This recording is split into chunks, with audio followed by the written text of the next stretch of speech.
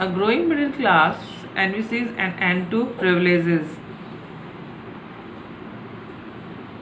In the past, peasants and workers had participated in revolts against increasing taxes and food security, but they lacked the means and programs to carry out full-scale measures that would bring about a change in the social and economic order. जैसा कि आपने पहले वाले topic में ये पढ़ा था कि रेट्स के बढ़ जाने की वजह से, टैक्सेस और प्राइस के इंक्रीज़ हो जाने की वजह से टाइम टू टाइम जो पीजेंट्स थे या जो लेबर्स थे वो पहले ही रिवोल्ट कर चुके थे, लेकिन क्योंकि वो गरीब थे, उनके पास इतने साधन नहीं थे, तो ये कहा जा सकता है कि वो बहुत ज़्यादा इस रिवोल्ट को आगे नहीं बढ़ा पाए। अब हम बात करते हैं उस न्यू मिडिल क्लास की। न्यू मिडिल क्लास में कौन थे? वो लोग थे जो कि उस सेक्शन से यानी पुअर सेक्शन से थोड़ा ऊपर थे। उन लोगों ने इसकी जिम्मेदारी अपने ऊपर ली। कैसे ली? उन्होंने एजुकेट होके यानी पढ़े लिखे जो समाज के लोग थे और जो धनिक लोग थे जिनके अब उनकी थिंकिंग में यानी कि विचारों में बदलाव आ चुका था, उन्होंने अब इन सबको दूर करने के लिए जिम्मेदारी ली। The 18th century witnessed the emergence of social group termed the middle class. कहा जा सकता है कि एक नए ग्रुप का की शुरुआत हुई जिसे हम मिडिल क्लास कह सकते हैं, जिसमें कौन आता है? वो earn their wealth through and expending overseas trade and from manufacturing of goods such as woollen and silk textiles. ये कहा जा सकता है कि वो लोग जो कि ओवरसीज ट्रेड यानी क्या होता है कि उस देश से बाहर के देशों में व्यापार किया करते थे और मेनली जो वुलन और जो सिल्क होता था उनके क्लोथ्स यानी कपड़े और दूसरी चीज़ें बनाकर बेचा करते थे। तो इससे उनमें क्या होता था, वहाँ के लोग उनको ख़रीद लिया करते थे और उसके बदले में उन्हें अच्छी अर्निंग होती थी। इससे वो थोड़ा उन लोगों से ऊपर थे। In addition to merchants and manufacturers, the third estate included professions such as lawyers or administrative officials. Businessman के अलावा कुछ दूसरे लोग जो कि पढ़ लिख गए थे, उनमें लॉयर्स या फिर एडमिनिस्ट्रेटिव ऑफिशियल्स थे, वो भी उसमें आया करते थे। All of these were educated and believed that no group in society should be privileged by birth, क्योंकि वो पढ़ लिख गए थे और उनके विचारों में बदलाव आ गया था। तो उनका ये मानना था कि जितने भी लोग एक समाज में रहते हैं वो सभी बराबर है, कोई भी छोटा और बड़ा नहीं है। उनका क्या मानना था कि न कोई राजा है और न कोई उसकी प्रजा है, सभी को इक्वल राइट्स होने चाहिए। उनको कोई भी प्रिविलेजेस नहीं मिलने चाहिए, यानी मोनार्की में जो नोबल्स को प्रिविलेजेस थे, क्लर्जी को प्रिविलेजेस थे, उनके अनुसार ये था कि उनको ये प्रिविलेजेस नहीं मिलने चाहिए। Rather a person social position must be dependent on his merit. वो कितनी अर्निंग करते हैं उसके अकॉर्डिंग ही उनकी हैसियत या पोजीशन को सेट किया जाता था। These ideas envisage a society based on freedom and equal laws and opportunities for all. Were put forward by philosophers such as John Locke and Jean-Jacques Rousseau. Rousseau जिसे कहते हैं, in his two treatises of government, Locke sought to refute the doctrine of divine and absolute right.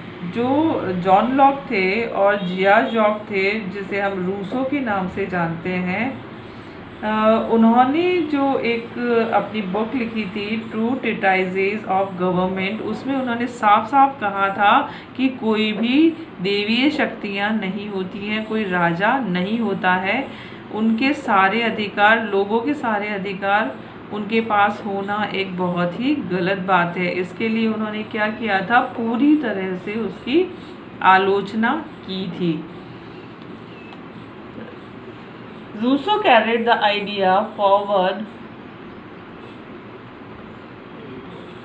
proposing a form of government based on a social contract between people and their representatives।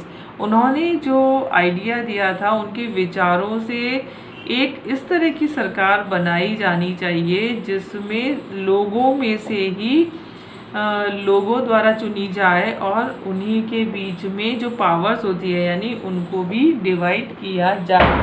The spirit of laws, उनकी book का नाम था law, Montesquieu proposed a division of power. Spirit of laws जो Montesquieu ने लिखी थी, उन्होंने क्या दिया था उसमें, डिवीज़न ऑफ पावर, जो अभी हम देखते हैं कि लेजिस्लेटिव, एग्जीक्यूटिव एंड जुडिशरी, इनमें जो डिवीज़न ऑफ पावर है ये उस टाइम पे यानी फ्रेंच रिवॉल्यूशन के टाइम पे मॉन्टेस्क्यू ने अपनी विचारों में और अपनी जो एक बुक लिखी थी उन्होंने स्पिरिट ऑफ लॉज, उसमें उस समय उन्होंने दे दिया था। यानी कि सिर्फ राजा के पास ही सारे अधिकार न होके लोगों में से लेजिस्लेटिव असेंबली बनाई जानी चाहिए, उसी में से एग्जीक्यूटिव यानी प्रतिनिधि चुने जाने चाहिए और न्यायपालिका जिसे हम जुडिशरी बोलते हैं वो बनाई जानी चाहिए और तीनों को अपने अपने कामों को करने के लिए आपस में इंटरलिंक्ड राइट्स दिए जाने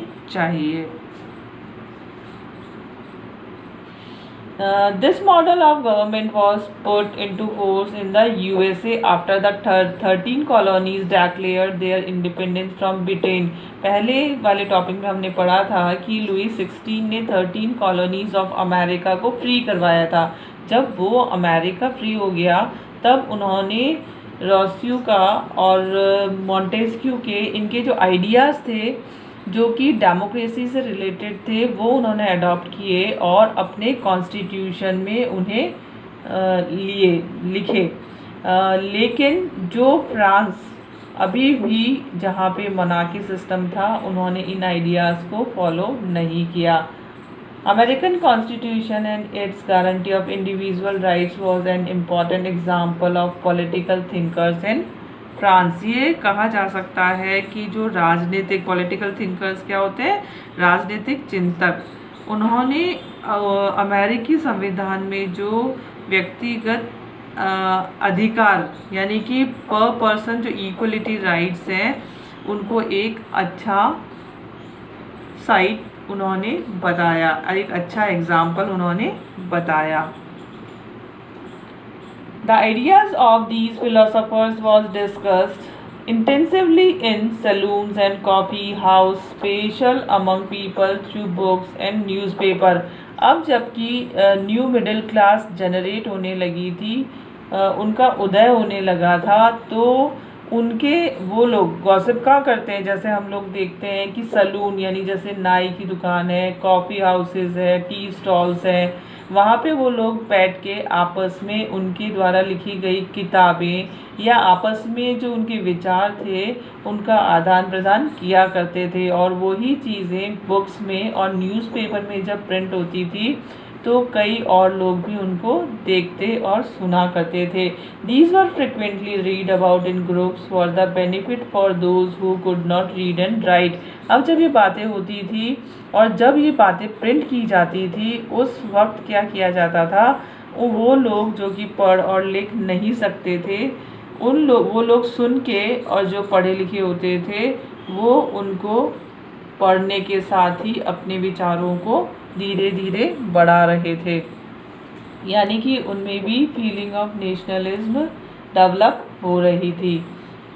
They were frequently read aloud in groups for the benefit of those, यानी कि वो जो पढ़े लिखे लोग होते थे वो क्या करते थे, ग्रुप बना के उनको उन विचारों को ज़ोर ज़ोर से रीड किया करते थे और जो कार्टून्स वगैरह स्लोगन्स वगैरह दिया करते थे ताकि जो लोग नहीं लिख पढ़ समझ सकते थे वो उनको देख के उनको समझ सके। The news that Louis 16 plan to impose for the taxes. अब एक नई अफवाह बहुत तेज़ी से फैलने लगी थी कि लुई 16 अपने खजाने को भरने के लिए जो एम्प्टी ट्रेजरी थी उसको फुलफिल करने के लिए टैक्सेस को इंक्रीज करने वाला है। Meet the expense of the state generated anger and protest against the system of privileges. अब जबकि ये अफवाह तेजी से फैली कि वो अपने खर्चों को पूरा करने के लिए टैक्स को बढ़ाने वाला है, और ऐसे समय में जबकि लोग पहले ही संकट से यानी crisis of price in value, यानी ब्रेड का जब प्राइस राइज होता जा रहा था, प्रोडक्शन कम होता जा रहा था, उनके पास पैसे नहीं थे, और ऐसे टाइम में जब उनको सुनने को मिला कि लुई 16 और टैक्स बढ़ा रहे हैं, तो ये जो खबर थी उससे उन लोगों में और भी ज़्यादा गुस्सा तेज़ी से भड़कने लगा। यानी कि अब क्या हुआ, आंदोलन की और भी तेज़ी से शुरुआत हो गई। Thank you.